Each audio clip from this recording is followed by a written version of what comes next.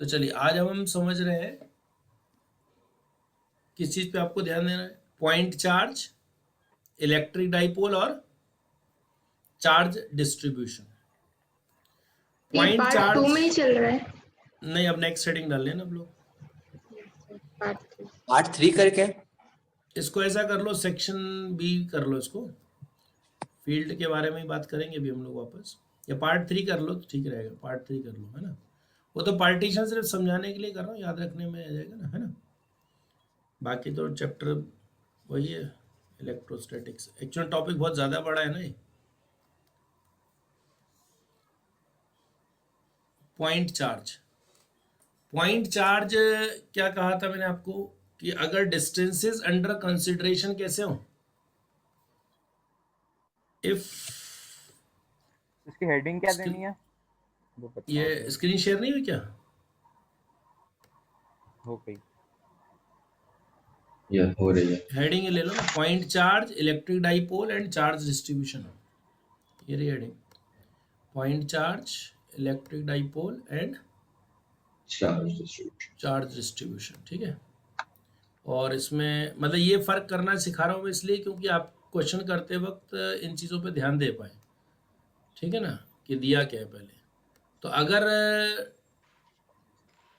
जिन points पर हम field का इफेक्ट जानना चाह रहे हैं, इफ द पॉइंट या points under consideration, if the points under consideration are at a distance, your distance is much larger than the dimensions of the object, dimensions of the charged body. If the points under consideration are at distances much larger than the dimensions of the charged body, the charged body can be treated as, क्या हो जाएगा? Point charge. The charged body can be treated as point charge. Another test इसके लिए क्या है, दूसरा check ये है, if electric field intensity inversely proportional हो किसके,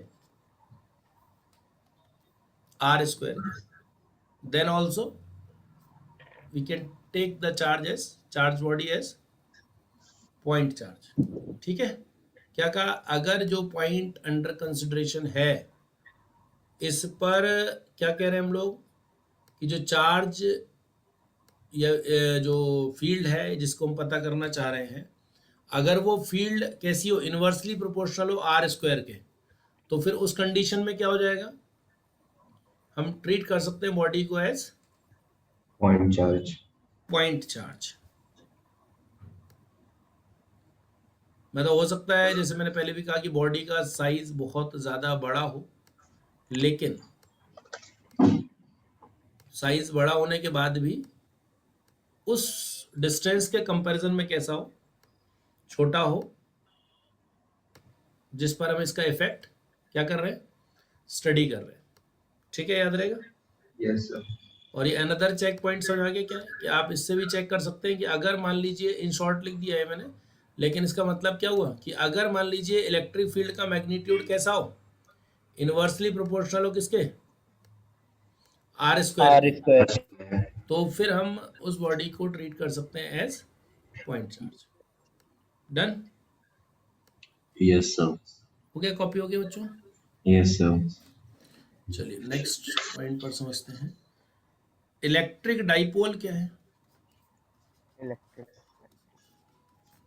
इलेक्ट्रिक डाइपोल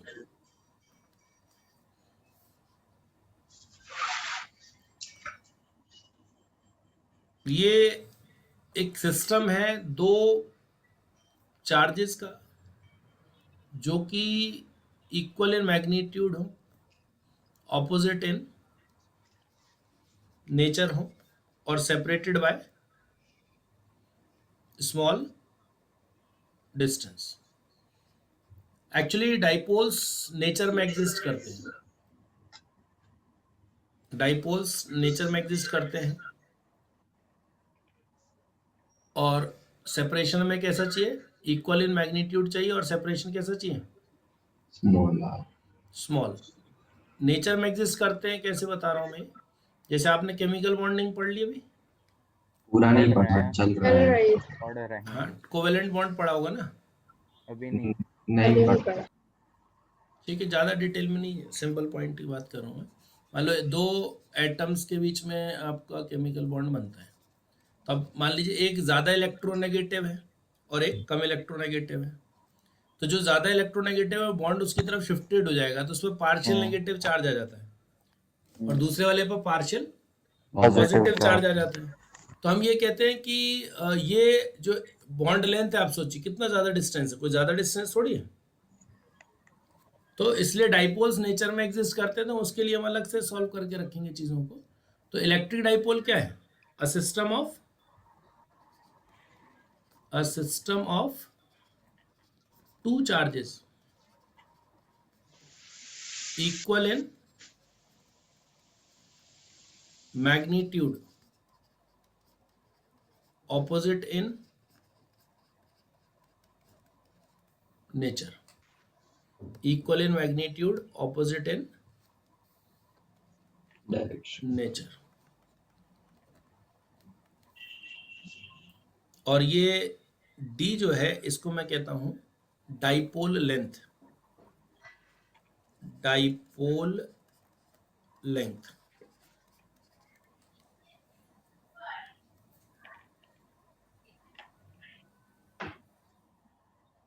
डाइपोल लेंथ। और डाइपोल्स नेचर में एग्जिस्ट करते हैं। करते हैं। और कैसे करते हैं उसका एक मैंने आपको आइडिया दिया कि जैसे कोवेलेंट बॉन्ड है तो उसमें आप सोच सकते हैं बॉन्ड लेंथ कितनी सी होती है ना, तो इसलिए स्मॉल डिस्टेंस। तो क्या लिखा, system of two charges equal in magnitude opposite in nature, और क्या रह क्या लिखना, separated by small D. Small distance.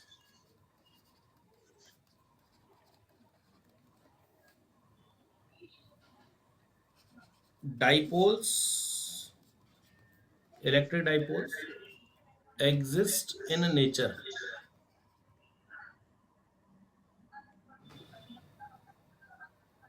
exist in nature। जैसे मान लो A और B दो एटम्स हैं, इनमें मान लीजिए एक कोवेलेंट बॉन्ड बनता है और A ज़्यादा इलेक्ट्रोनेगेटिव है और B कम इलेक्ट्रोनेगेटिव है। More electronegative. समझते हो ना आप लोग, ये तो समझते होगे ना, yes yes sir. More electronegative. और ये हो गया कौन सा bond, covalent bond. Covalent bond. तो ये एक्वायर कर लेता है कैसा चार्ज, पार्शियल। ये बेटा किसी के स्पीकर चालू है, थोड़ा आवाज इको आ रहा है।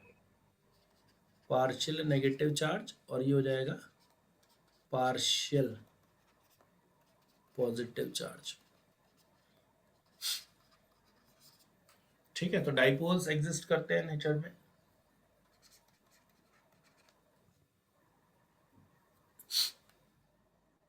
अब डाइपोल्स में हम ज्यादा इंटरेस्टेड चार्ज के टर्म्स में डिस्कस करने में नहीं होते हैं, एक अलग ही क्वांटिटी डिफाइन करते हैं जिसको कहते हैं डाइपोल मोमेंट।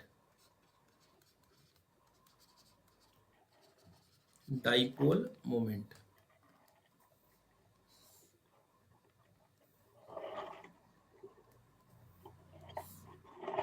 तो डाइपोल मोमेंट क्या होता है, इसको डिफाइन करते हैं as a vector magnitude of charge into vector D.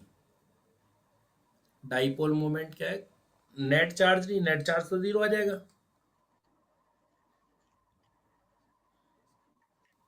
Magnitude of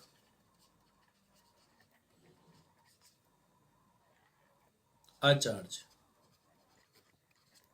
और डी क्या है, डाइपोल लेंथ, और इस पे मैंने वेक्टर साइन लगाया है कहीं ना कहीं इंडिकेट करने के लिए कि ये भी वेक्टर है। तो डायरेक्शन क्या होगा और यूनिट क्या होगी, ऐसा यूनिट क्या हो जाएगी, coulomb metre. Metre, coulomb metre. और लिख लेंगे dipole moment is a vector directed from negative towards positive charge. Chemistry में द डायरेक्शन ऑफ P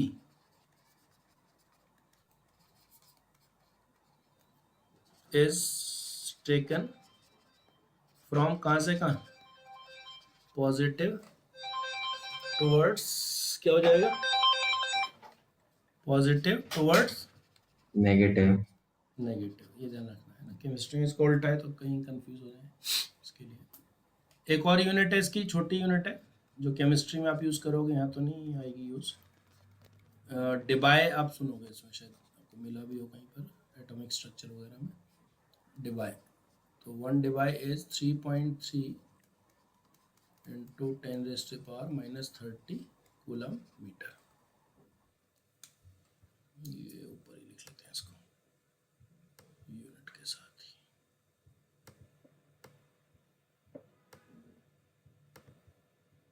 तो डाइपोल मोमेंट क्या है, dipole moment is a vector, कहाँ से कहाँ डायरेक्टेड है, तो वो ध्यान रखना अपने को, केमिस्ट्री में अलग कन्वेंशन है।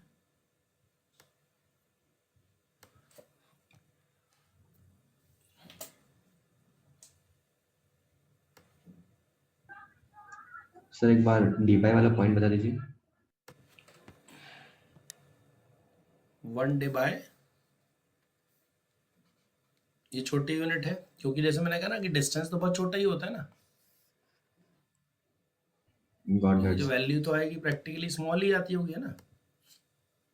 तो फिर कूलम मीटर तो बड़ी यूनिट हो गई ना, 1 कूलम 1 मीटर है ना।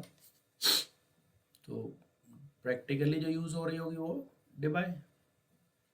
तो 1 डिबाई इज 3.3 इंटू 10⁻⁻30। ठीक है, ये आपको कहीं केमिस्ट्री वगैरह में यूज हो जाए इसलिए।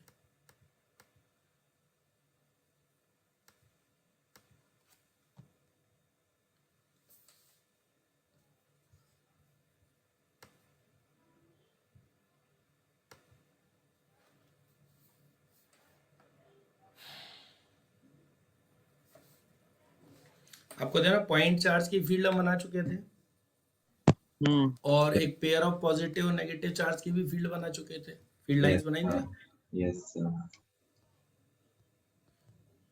बोलो ये हो गया पूरा कॉपी यहाँ तक, यस सर। सबका हो गया बच्चों। Yes sir.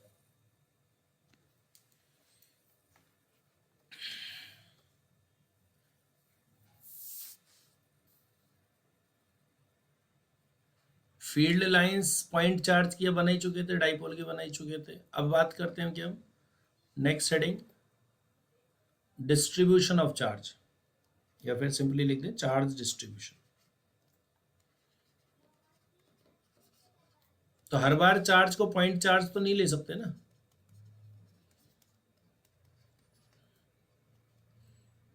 तो यहां पर चार्ज डिस्ट्रीब्यूशन की जब हम बात करते हैं तो 3 तरह के डिस्ट्रीब्यूशंस की हम बात करेंगे, 1 dimensional, linear distribution, surface distribution और वॉल्यूम डिस्ट्रीब्यूशन।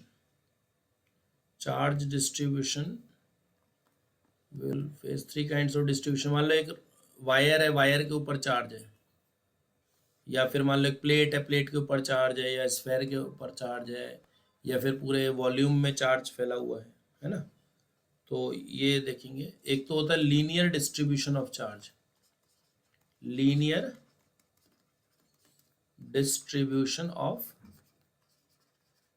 चार्ज, दूसरा होता है surface distribution.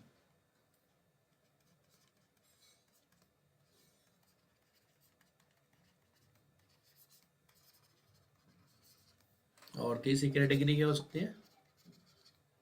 Volume distribution of charge.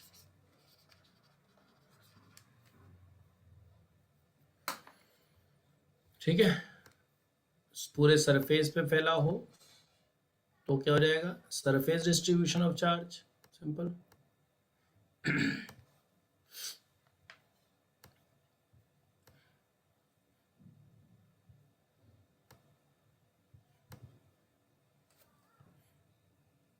अब चार्ज तो क्वांटाइज्ड होता है,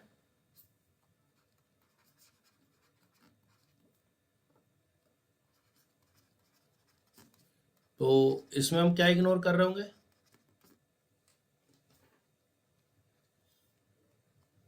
यस, चार्ज जैसे मान लो किसी सरफेस पर फैला है तो वो बीच बीच में तो गैप होंगे ना,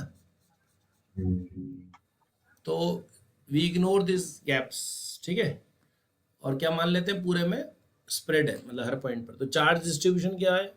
3 तरह का चार्ज डिस्ट्रीब्यूशन हम डिस्कस कर रहे होंगे। और अब हमने जो लॉ डिस्कस किया वो तो किसके लिए था? ध्यान करो, लॉ जो डिस्कस किया वो तो पॉइंट चार्ज के लिए डिस्कस किया ना, कूलम्स लॉ वगैरह। तो ऐसे केस में फिर हम क्या करेंगे?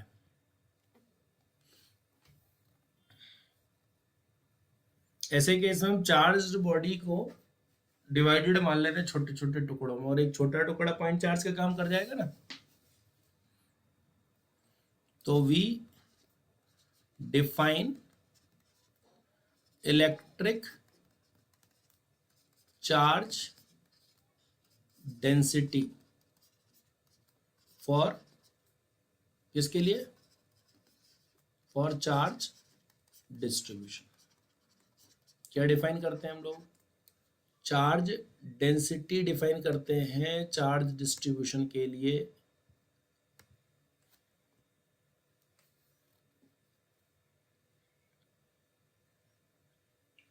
हो गया? यहां तक लिख लिया? Yes sir. Yes sir. तीन तरह की चार्ज डेंसिटी की बात करेंगे हम। एक तो linear density of charge, linear density,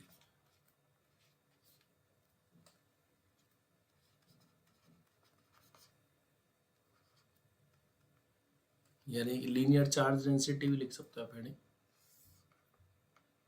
अब कोई भी लीनियर डिस्ट्रीब्यूशन है, जैसे मान लीजिए किसी वायर पे ही चार्ज है, जरूरी नहीं कि it should be a straight line, समझ रहे हैं? ऐसा जरूरी नहीं है कि वो क्या हो, स्ट्रेट लाइन हो, ऐसा जरूरी नहीं है। It should be a line actually.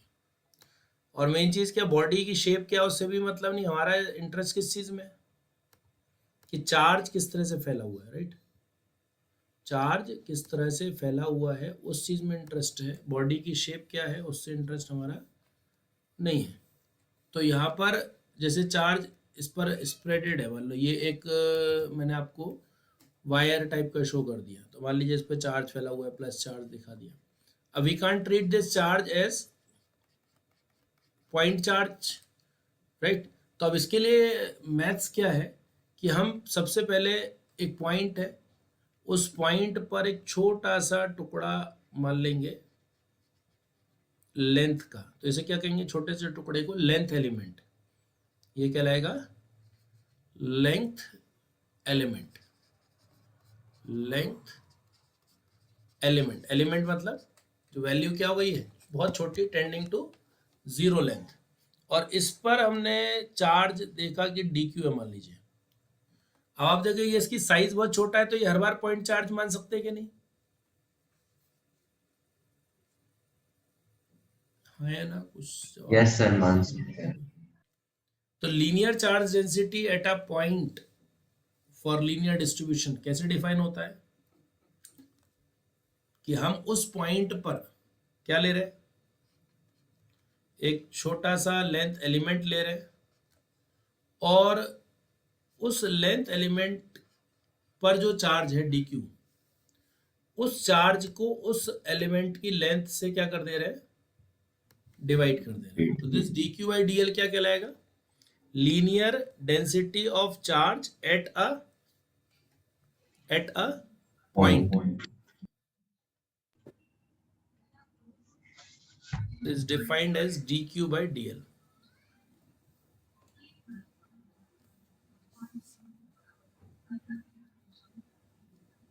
What is dq? Length of element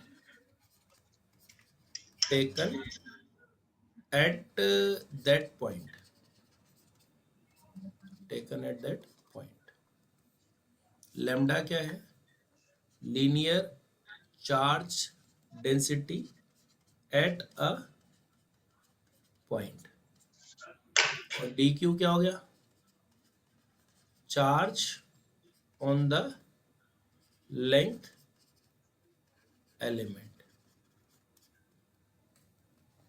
on that length element. So how do we proceed? एक पॉइंट लेते हैं, उस पॉइंट पर छोटा सा लेंथ का टुकड़ा, तो D Q by D L. So this dq can be treated as point charge. dq को क्या मान सकते हैं, Point charge. तो dl can now be treated as this charge element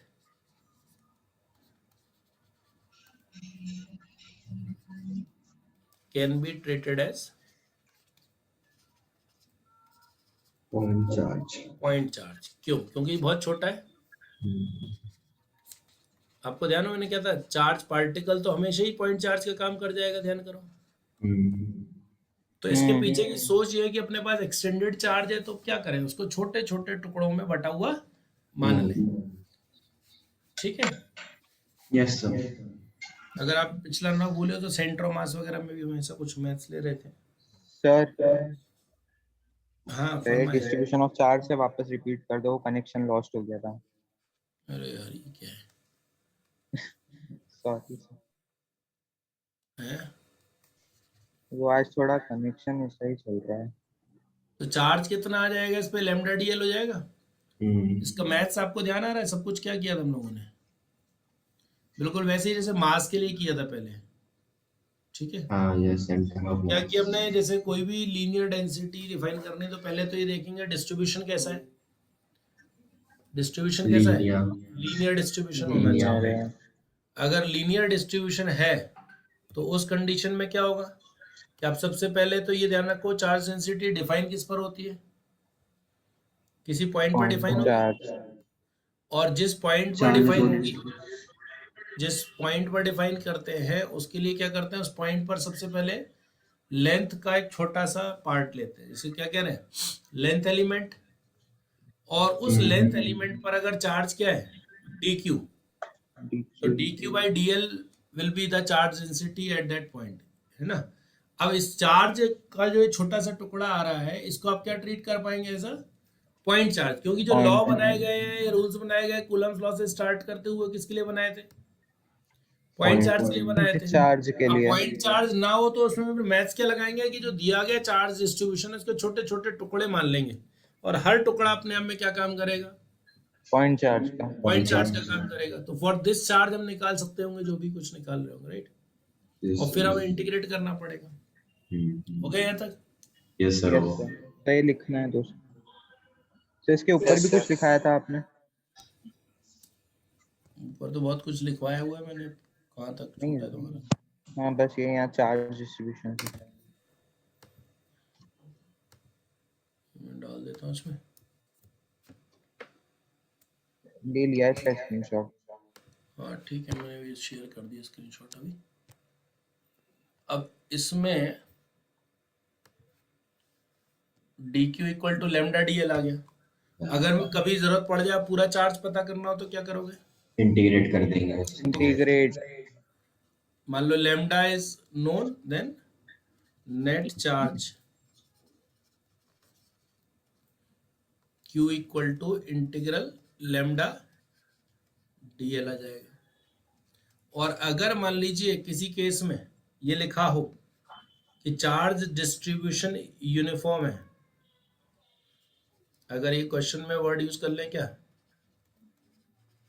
uniform, तो इसका मतलब क्या हो जाएगा, लेमडा क्या होगा, तो फिर Q इक्वल टू क्या हो जाएगा, lambda integral dl, that is Q कितना हो जाएगा, लेमडा इनटू टोटल लेंथ। यानी लेमडा ऐसे केस में आसान हो जाता है, total charge upon total length. लेकिन ये सिर्फ कब लग पाएगा, जब डिस्ट्रीब्यूशन कैसा हो, यूनिफॉर्म। हालांकि अपने को यूनिफॉर्म ही मिलने वाला है, ठीक है, यस सर। अपने को उसमें कोई ज्यादा ऐसा मैथ्स वाला पार्ट नहीं मिलेगा कि अपने को ज्यादा कैलकुलस लगाना पड़े। Simply lambda equal to q by l, but conceptually clear रहने के लिए जरूरी है।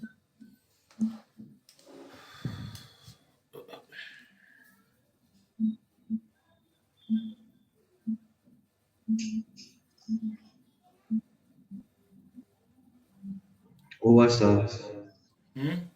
रिटर्न। यूनिट तो वही लिख लोगे साइड में, यूनिट क्या हो जाएगी इसकी, कूलम कूलम पर मीटर। पर कूलम मीटर। पर मीटर। वो तो ना भी लिखो तो भी ठीक है ना, चलेगा। अंडरस्टूड। अब इसके बाद फिर हम जैसे ये ले रहे थे कौन सी density, linear density of charge, ऐसे ही अब क्या ले लेंगे, Surface tension. Surface density of charge.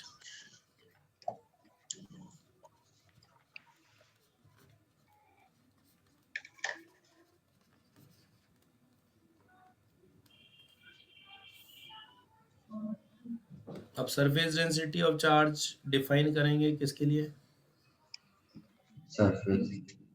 कि जब चार्ज किसी सरफेस पर फैला हुआ हो, बट ऑब्वियस है ना। तो अगर चार्ज किसी सरफेस पर फैला हुआ है तो हमें क्या करना होगा ऐसे केस में, चार्ज डेंसिटी हमेशा डिफाइन किसके लिए हो रही है, किसी पॉइंट पॉइंट के चार्ज लिए, के लिए। नहीं पॉइंट चार्ज नहीं, पॉइंट पॉइंट के लिए। पर चार्ज डिस्ट्रीब्यूशन है, पॉइंट चार्ज आप नहीं ले पा रहे हो, तब के लिए तो बात ही कर रहे हैं। पॉइंट चार्ज के लिए we are not defining charge density, है ना।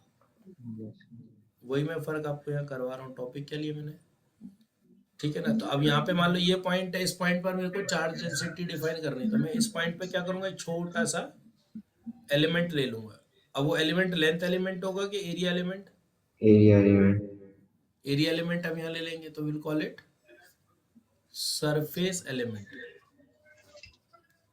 सरफेस एलिमेंट यहाँ पर हमने ले लिया, और इस पर चार्ज मान लीजिए है dq, इस एलिमेंट पर जो चार्ज है वो मान लेते हैं dq चार्ज है। तो अब आप सोचो सिग्मा इक्वल टू कैसे डिफाइन हो जाएगा, dq बाय da। इसका जो एरिया है अपन क्या ले लेंगे, उसका एरिया ले लेंगे dA।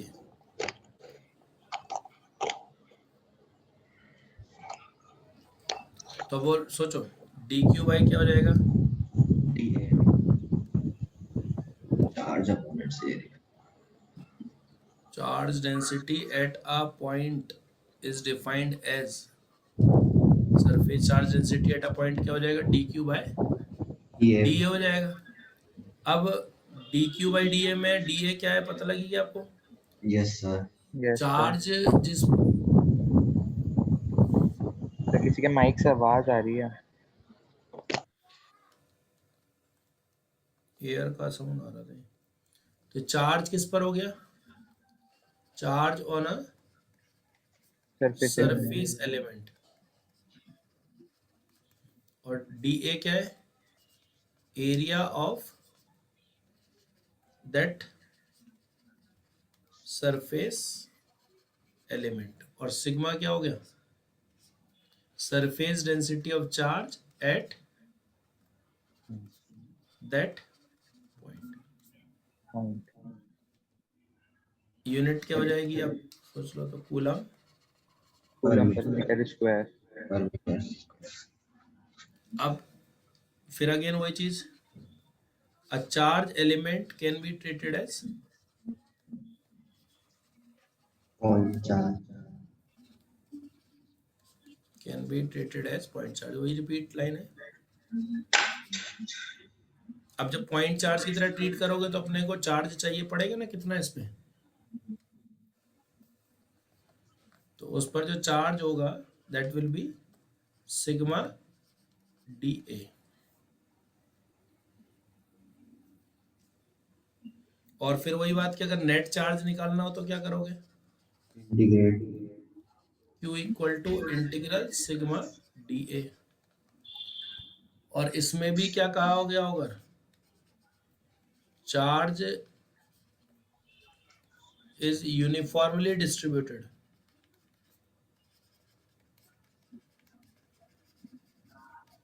Over the surface.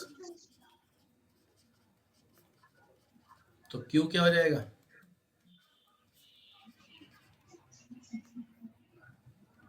Sigma into area. Area. यानी सिग्मा जो है total charge upon total area लग जाएगा फॉर्मूला, लेकिन ये फॉर्मूला तब लगेगा जब क्वेश्चन में क्या कहा गया हो कि चार्ज का डिस्ट्रीब्यूशन कैसा है, यूनिफॉर्म। यूनिफॉर्म। और अपने को वैसे भी कौन सा मिलने वाला है, यूनिफॉर्म। यूनिफॉर्म ही मिलेगा। पैटर्न समझा गया इसका क्या है, यस। एक लीनियर डेंसिटी ऑफ चार्ज है, यस। डेफिनेशन का तरीका। अब ऐसी थर्ड कैटेगरी क्या होगी सोचो, volume density. Volume density of charge. हाँ। अब उसमें आप खुद ही सोच पाओगे क्या करना होगा, पैटर्न तो वही है, क्या लिखोगे, वॉल्यूम इन वाले का net charge density of charge. एक minute, volume density of charge क्या हो जाएगा, आप सोच लो खुद से ही। अब किसके लिए डिफाइन होगा, कि आप एक पूरा वॉल्यूम वॉल्यूम, एलिमेंट। जैसे मान लो अब आप 3 डायमेंशनल स्ट्रक्चर समझने की कोशिश करें, कोई सा भी, जैसे मान लो क्यूब ले लिया, तो क्यूब या क्यूबॉइड व्हाटएवर, स्फीयर भी ले सकते थे, सॉलिड स्फीयर है ना। तो अब इसमें चार्ज पूरे में फैला हुआ है, वॉल्यूम डिस्ट्रीब्यूशन ऑफ चार्ज कहलाएगा ही। अब इसमें क्या करेंगे, जिस पॉइंट पर डिफाइन करना है उस पॉइंट पे क्या करेंगे, एक वॉल्यूम एलिमेंट ले लेंगे। एक वॉल्यूम एलिमेंट ले लेंगे और उस पर चार्ज मान लेते हैं।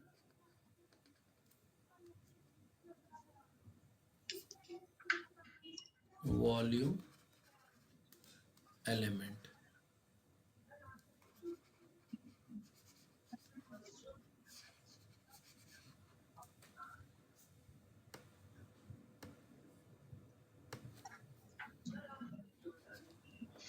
वॉल्यूम एलिमेंट,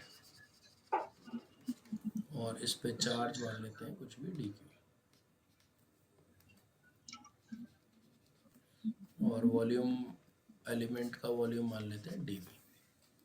तो अब यहाँ डिफाइन कर रहे हैं rho equal to D Q by D V. D V.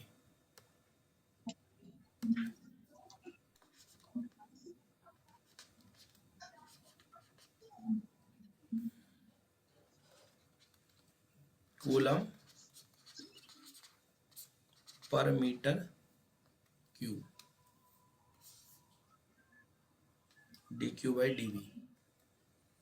ठीक है, रो क्या है, volume density of charge, volume charge density at a point.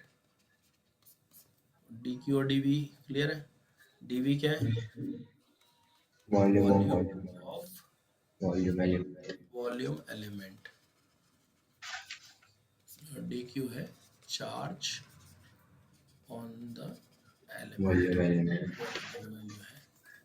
ठीक है, तो फिर वही D Q can be treated as charge element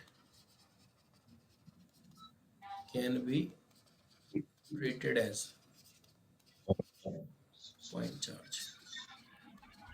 समझ आ गया, सिंबल ही तो बदल लो, लिख तो वही रहा हूँ बार बार एक तरीके से। तो डी क्यू कितना हो जाएगा, रो डी, V, और फिर वही बात कि नेट चार्ज निकालना हो तो integral इंटीग्रेट करेंगे रो, to dV. फिर अगर क्वेश्चन में क्या हो, If charge charge is is uniformly distributed, uniformly distributed. आगे समझ एक पैटर्न, yes, तो Q इक्वल टू हो जाएगा रो इंटू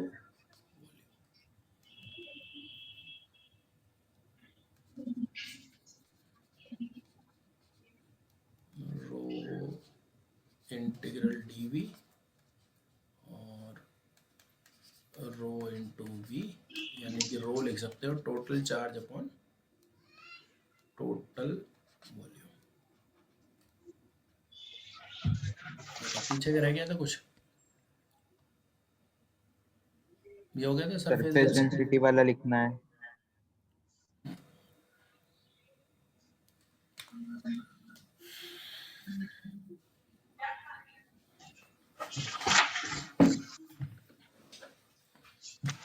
तो ये हो गया था, थोड़ा नीचे कर दो।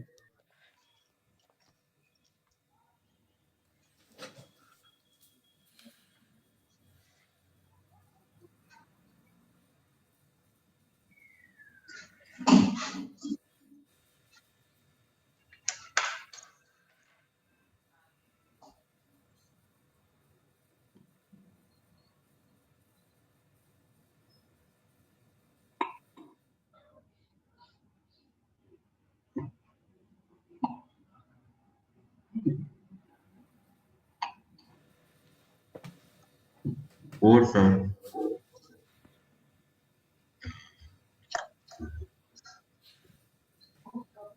Four, sir. 2 second sir.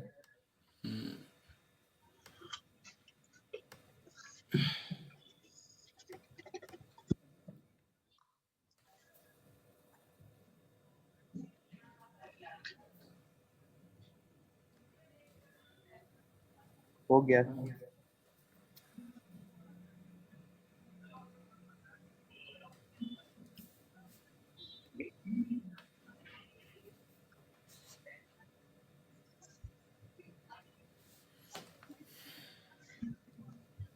Done sir. Four, sir. तो अभी तक हम लोगों ने क्या क्या देख लिया, पॉइंट चार्ज और Dipole moment, डाइपोल, और तीसरा क्या, lead density, charge density. Charge density, है ना।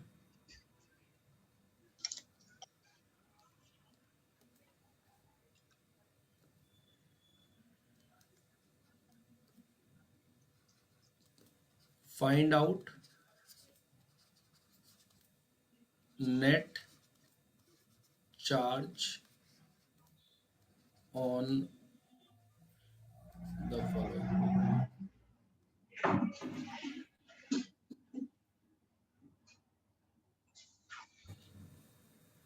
वो जो मैंने आपको पहले दिन दी थी ना, वो वाली शीट PDF वैसी वाली, Yes. उसमें चार्ज डेंसिटी पर बेस्ड कुछ क्वेश्चंस हैं। सुपरपोजिशन के साथ वाली। हाँ, सुपरपोजिशन के साथ वाली, वो एक अलग शीट दी थी, तो उसको ट्राई कर सकते हो आप लोग, है ना।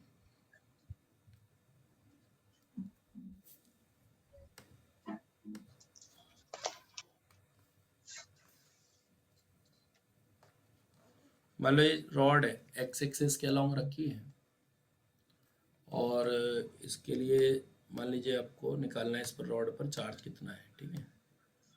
और ये जो रॉड दे रहे हैं, इस रॉड के लिए चार्ज डेंसिटी आपको दे देते हैं लेमडा इक्वल टू, कुछ भी ले ले रहा हूँ रेंडमली, 2x, ठीक है। लेमडा क्या है, लीनियर चार्ज डेंसिटी। तो अब अपने को क्या करना है, इस पॉइंट पर एक छोटा सा टुकड़ा, और उस पर चार्ज क्या मान लेना है, dq। गिवन इन्फॉर्मेशन आपको दी होगी, क्या क्या दिया होगा, जैसे मान लो ये एंड दिया हुआ है, मान लो x इक्वल टू 1 मीटर, और रॉड की लेंथ जो दी है मान लो से 3 मीटर दे दी चलिए, है ना। तो एक्स कोऑर्डिनेट पहले वाले एंड का क्या होगा, इसके लिए एक्स कोऑर्डिनेट क्या है 1, 1 और इसके लिए एक्स कोऑर्डिनेट क्या हो जाएगा 4 4 मीटर हो जाएगा। हम्म, तो डी क्यू क्या लिखोगे आप, पहले तो लिखो डी क्यू। अगर आपको ध्यान आ जाए तो ये चीज़ हम कर चुके हैं इस तरह का मैथ्स पहले, ये आपको मिल जाएगा वो जो मोमेंट ऑफ इनर्शिया और वो सब बताया था ना। तो लैम्डा की जगह 2x लिख दिया। अब टोटल चार्ज निकालना तो क्या करना पड़ेगा, इंटीग्रल लैम्डा डी एक्स। अब इसमें 2 तो आ जाएगा बाहर, और x की वैल्यू कहाँ से कहाँ तक जाएगी, 1 से 4 तक। 4 तक जाएगी, ठीक है। और इंटीग्रेट करने में अब क्या हो जाएगा, एक पावर बढ़ जाएगी, और पावर से डिवाइड बाय द नई पावर से क्या कर देंगे, डिवाइड। देंगे। और लिमिट रख देंगे 1 से 4। तो 2 से 2 कट गया, एक बार 4 रख दिया और एक बार 1 रख दिया, ये हो गया ना। यस मान लो इसकी यूनिट दे दी माइक्रो कूलम पर मीटर, तो ये क्या हो जाएगा माइक्रो कूलम।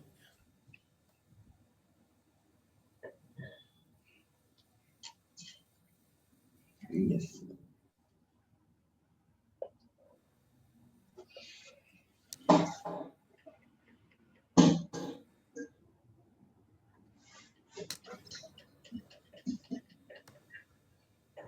Over sir.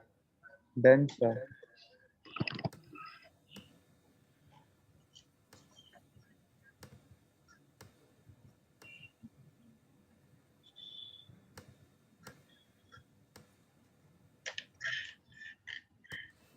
हो गया बच्चों, यस सर वो बाकी लोगों को कुछ पता नहीं चल रहा। यस सर हो गया। मान लो लैम्डा होता 2 माइक्रो कूलम पर मीटर इसी में, तो फिर क्या करते हैं, should we go for integration और नॉट। नो नहीं, तो डायरेक्ट लैम्डा क्या है, डायरेक्ट लेंथ से पीछे आ जाता। Since lambda is constant now, हाँ तो यानी कि चार्ज निकालना है तो लैम्डा इनटू लेंथ कर दें। हाँ तो लैम्डा दिया 2 और लेंथ है कितनी 3, 3 यानी 6 माइक्रो कूलम। तो दिस इज द डिफरेंस जो अपने को समझना है कि चार्ज डेंसिटी वैसे तो नॉर्मली आपको कांस्टेंट ही देंगे, लेकिन क्या कांस्टेंट के करते करते ऐसा नहीं हो कि फिर वो आप कॉन्सेप्ट ही बिगाड़ लें, है ना।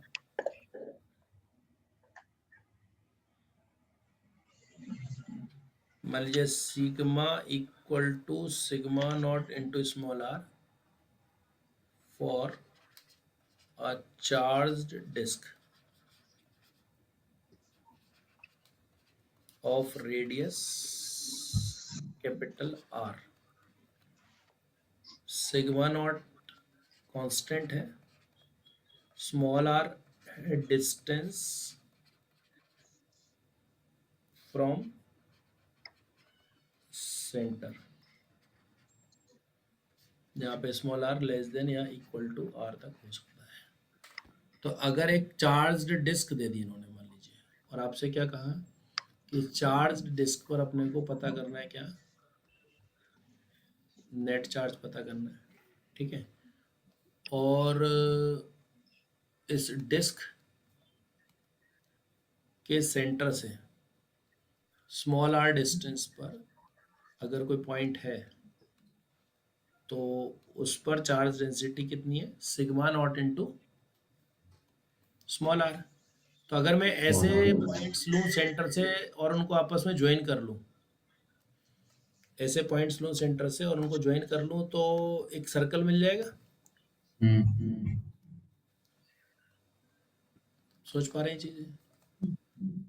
अब इस सर्कल के सभी पॉइंट्स पर चार्ज डेंसिटी सेम होगी क्योंकि सबका डिस्टेंस क्या है, सेम है। तो अगर मैं इसकी जो विड्थ है, विड्थ को मान लेता हूं, मान लीजिए डी आर, विड्थ को मान लिया मैंने DR डी आर मान लिया। तो क्या कहते हो, ऐसी कंडीशन में इस रिंग पर चार्ज कितना होगा? ये तो पूरी डिस्क है और इस डिस्क को मैंने छोटी छोटी रिंग्स से बना हुआ मान लिया। इस डिस्क को क्या कर लिया? छोटी छोटी रिंग्स। तो ये क्या मान लिया? Ring of radius small R and width D R. तो चार्ज ऑन अ रिंग क्या होगा? सिग्मा डी ए। सिग्मा का क्या फॉर्मूला है? Sigma naught into small R. अब इसका एरिया निकाल सकते हो। इसका एरिया क्या होगा? एरिया ऑफ रिंग क्या होगा? एरिया ऑफ रिंग क्या होगा? कितनी विड्थ है DR और लेंथ कितनी है? L लेंथ 2 पाई आर हो गई हाँ और विड्थ कितनी है? D R. DR यानी कि sigma naught small R into 2 pi R D R. यहां तक समझ आया तो बोलो। yes sir तो ये कितना हो गया? 2 pi sigma naught R square D R हो गया। बोलो, यहां तक आया समझ में? yes sir ये चार्ज ऑन अ रिंग हुआ, यानी कि ये तो डी क्यू हो गया। अब नेट चार्ज निकालना है तो क्या करना पड़ेगा? इंटीग्रेट करना पड़ेगा। यानी कि 2 पाई और सिग्मा नॉट तो कांस्टेंट बाहर आ जाएंगे। अब आप सोचो आर की वैल्यू सेंटर के लिए कितनी है? 0। और बिल्कुल फाइनल कैपिटल आर हो जाएगा। यानी कि टोटल चार्ज कितना हो गया? 2 पाई सिग्मा नॉट। पावर बढ़ाओ कितनी हो गई? Are cube by 3। लिमिट अपने पास क्या है? 0 ही है ना, इसमें 0 से स्मॉल आर तो डायरेक्ट लिख दिया था। आर क्यूब बाई 3 और लिमिट क्या है? 0 से लेके कैपिटल आर। यानी कि टोटल चार्ज कितना हो गया finally? 2 pi sigma naught R by 3 ठीक है, yes 2 by 3 pi sigma naught R cube. तो ये सब इतना क्यों करना पड़ रहा है? क्योंकि चार्ज डेंसिटी क्या है? वेरिएबल है। चार्ज डेंसिटी कैसी है? वेरिएबल है। और ये वेरिएबल क्या है? Distance from the centre. इसे कहते हैं रेडियल फंक्शन होना। स्मॉल आर का फंक्शन है ना, तो इसे कैसा फंक्शन मानते हैं? Radial function. और मान लो sigma equal to sigma naught देते और सिग्मा नॉट कांस्टेंट होता तो फिर क्या हो जाता है? टोटल चार्ज क्या होता है? Charge density into area. 4 pi R square. तो ये फर्क समझ आ गया ना? ये इतना इजी हो जाता है।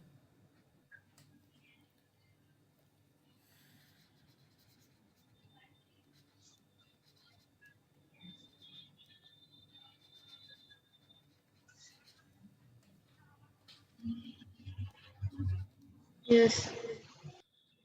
Yes sir. yes sir वो क्लियर आइडिया? yes sir तो अब आपको एक चीज का फर्क करना तो समझ में आ गया ना कि डेंसिटी कांस्टेंट डी है कि नहीं दी है, उसका ध्यान अपने को रखना पड़ता है। रखना पड़ेगा। अब मान लो मैंने दे दिया rho equal to rho 0 small R upon capital R for a solid sphere,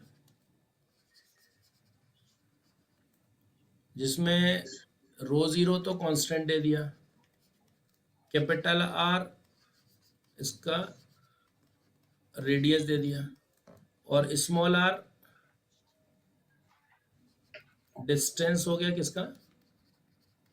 point का। कहां से? From the centre. तो अब अपने को चार्ज बताना इस पे, तो हम क्या करेंगे, डायग्राम तो वैसे ही बनेगा देखने जो पहले बनाया था देखो, लेकिन वो पहले आप उसको रिंग सोच रहे थे, अब की बार रिंग की जगह क्या हो जाएगा सोचो। स्फीयर। Solid sphere Sphere. को अगर आप बांटोगे तो पतले पतले लेयर्स की क्या स्फेरिकल शेल बनेंगी ना। यस।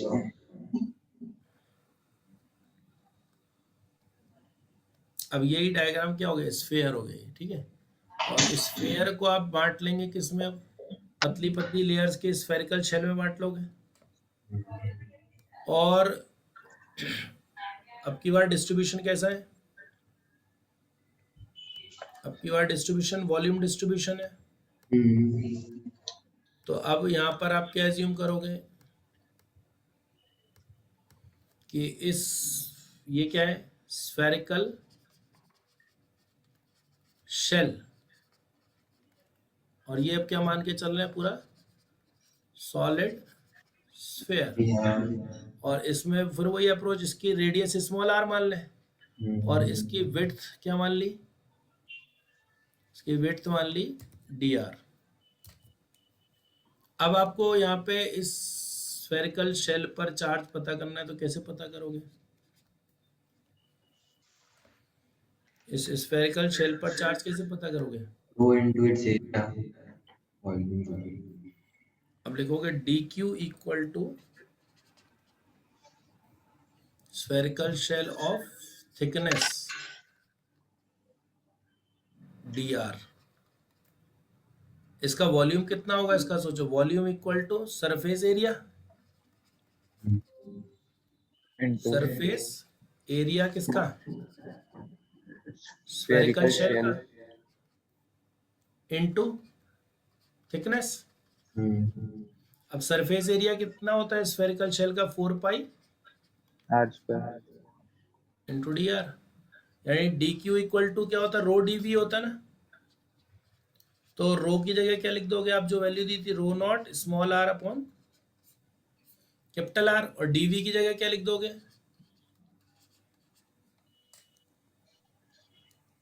बोलो आया समझ यहाँ पे, आया नहीं आया। Yes sir. 4 क्यू क्या होता है, इंटीग्रल डी क्यू। तो अब यहाँ पे क्या क्या कांस्टेंट है, 4 पाई कांस्टेंट है, रो जीरो कांस्टेंट है, कैपिटल आर फिक्स है, अंदर क्या रहेगी आर क्यूब डी आर, और लिमिट क्या जाएगी 0 to R. और अगर मान लो ये हॉलो होता तो R लिमिट ही क्या है. जाती, अंदर वाले रेडियस से बाहर वाले रेडियस तक जाती। हाँ. हॉलो होता तो 0 से स्टार्ट नहीं होती ना लिमिट। चलो अब बताओ इसका आंसर क्या होगा, 4 pi rho naught R.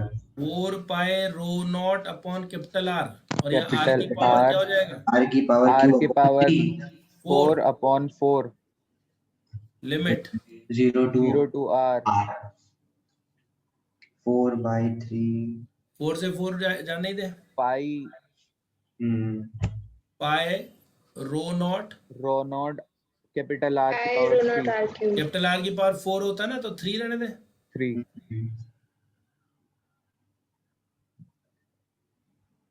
ठीक है, Yes sir. तो अभी आप वो वाली शीट जो दी थी ना सुपरपोजिशन के साथ, जो पहले दिन दी थी, वैसी वाली टाइप्ड वाली देख लेना, वैसे तो करवाई थी। सर कैपिटल आर पे 4 पावर चढ़ेगी ना, क्या हुआ, कैपिटल आर पे तो 4 आएगा ना पावर में। वो नीचे हाँ, वाले से कैपिटल आर डिवाइड पे हो गया 4 ना. आएगा, नीचे कैपिटल आर और है, हाँ तो वो कट के R तो कट के जो रह जाएगा वो लिख देना डायरेक्टली, ठीक है ना।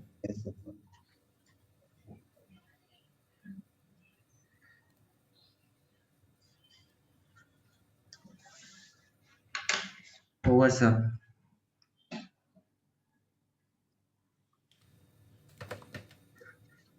समझ में आ गया ओवरऑल क्या करना है अपने को। Yes sir. और अगर इसी में ही मैंने आपको चार्ज डेंसिटी क्या देता, लीनियर मतलब कांस्टेंट, कांस्टेंट. तो फिर आपको चार्ज निकालने के लिए सिर्फ क्या करना पड़ता, rho naught into 4/3 pi R cube. समझ आ गया ना।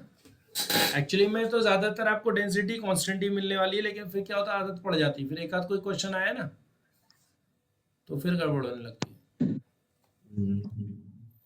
ठीक है। सर एक बार इलेक्ट्रोस्टैटिक सारे मॉड्यूल वो भेज देना, वो प्रिंट आउट निकलवा लेंगे। सारे क्या मॉड्यूल जितने भी है ना आपके पास, क्वेश्चंस वगैरह भेज देना सर एक साथ, तो उसका प्रिंट आउट निकलवा लेंगे सर आज। सारे में अभी क्या क्या भेजा है देखना पड़ेगा वापस से एक बार, है ना, ध्यान में नहीं रहती है सर। वो क्या बैच वाइज भी चेंज करता रहता हूँ अभी तो आपने अपना पहले जो वो दिए थे ना ओपन वाले, ओपन पहले पेपर शीट, जो पेपर उन्होंने दिए थे ना आपने पहले मॉड्यूल के साथ, स्पाइरल मॉड्यूल के साथ, उसमें है क्या ये सारे क्वेश्चन? 11 और 12 के मटेरियल दिए थे।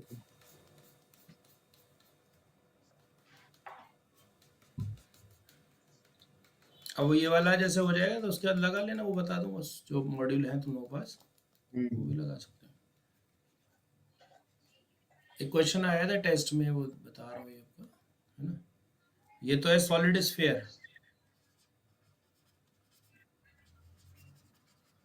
और एक दिया था स्फेरिकल शेल। अब सॉलिड स्फीयर पे चार्ज डेंसिटी दी थी शायद ρ0/r। इसका रेडियस लिया था हम लोगों ने r1। ये तो क्वेश्चन आपने देखा ही नहीं होगा, बन नहीं रहा हुआ था ना। इस पे रेडियस इसका r1 और इसका रेडियस है r2, और इस पे जो चार्ज डेंसिटी दी थी सिग्मा, ठीक है, और वो भी कैसा चार्ज है, नेगेटिव। तो इसमें कहा था कि नेट चार्ज कितना है, 0। तो अब हमें अंदर वाले स्फीयर पे चार्ज निकालना होता तो कैसे निकालते? यस, अंदर वाले स्फीयर पे इंटीग्रेशन से निकालना पड़ता ना। कितना होता है? अब इसमें डीवी आपको ध्यान है क्या लेते हैं, डीवी अभी लिया 4πr² dr। तो इससे Q1 कितना आ गया, 4πρ0 इंटीग्रल r/dr, लिमिट 0 से कहां तक गई, r1 तक। यानी Q1 कितना हो गया इसमें, 4πρ0 r1² / 2 2πρ0 r1², राइट। अब जो दूसरा चार्ज है इसमें तो चार्ज डेंसिटी कांस्टेंट है ना, तो इसमें तो डायरेक्ट ही आ जाएगा। अब क्वेश्चन में कहा है कि दोनों का सम क्या है, 0 है, यानी कि 2πρ0 r1² प्लस माइनस 4π σ r2²। ये क्या दिया था मैंने आपको, 0। यानी कि 2πρ0 r1² किसके इक्वल हुआ, 4π σ r2², 2π 4π, यानी कि r1/r2 का स्क्वायर क्या हो गया,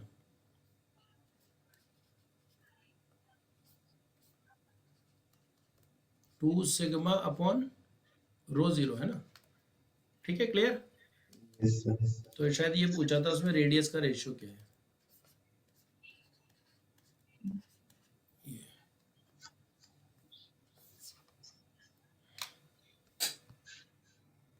एक स्फेरिकल शेल थी और उसके अंदर एक स्फेयर पे चार्ज डेंसिटी दी थी ρ0/r, और गिवन क्या था, गिवन ये था कि नेट चार्ज क्या है,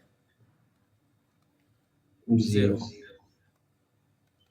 Q1 + Q2 = 0। अब Q1 निकाला हमने इंटीग्रेशन से, लेकिन Q2 डायरेक्टली निकाल लिया। क्यों निकाल पाए, क्योंकि सिग्मा क्या दिया है, कांस्टेंट, इसलिए अपने को ये फायदा हो गया।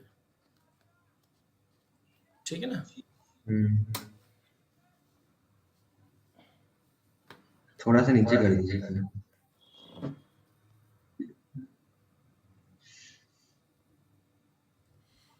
बाकी तो खुद ही कर लो उसको क्या। यस सर वो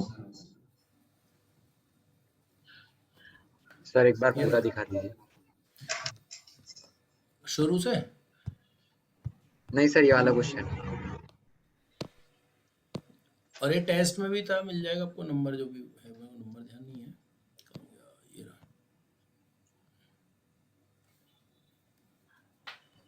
यस सर। ठीक है, ये तो हो गया आपका कंप्लीट टॉपिक आज का जो है। अब कल मैं आपको बताऊंगा इलेक्ट्रिक फील्ड इंटेंसिटी और पोटेंशियल के फॉर्मूला, अलग अलग तरह के डिस्ट्रीब्यूशंस की वजह से, ठीक है ना। सर